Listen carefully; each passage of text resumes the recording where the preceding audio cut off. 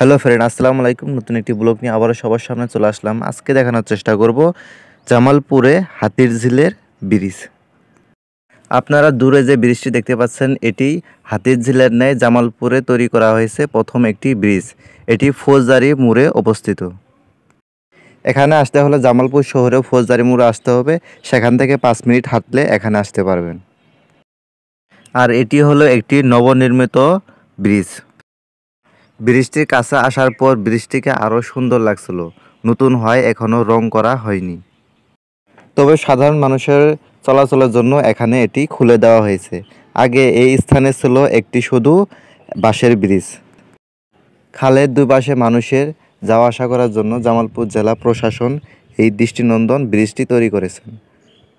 ব্রিজটি হাতিরঝিল ব্রিজের আদলে তৈরি করা হয়েছে। এই ব্রিজটি দেখতে আসলেই অনেক সুন্দর এবং মনোমুগ্ধকর ডিজাইনে নির্মিত। বিকালের দিকে অনেক মানুষ এখানে ঘুরতে আসে। আপনারা যারা জামালপুর জেলার এবং তার আশেপাশে এলাকায় আছেন, তাহলে আপনারা এখানে এই ব্রিজটি ঘুরে যেতে পারেন। আর এই ব্রিজটি এবং ব্রিজের আশেপাশে এলাকা দেখলে আপনার অবশ্যই ভালো লাগবে। সম্পূর্ণ ভিডিও দেখার জন্য আবারও সবাইকে ধন্যবাদ। নতুন একটি ব্লগ নিয়ে আবারও সবার সামনে চলে আসব। ধন্যবাদ সবাইকে।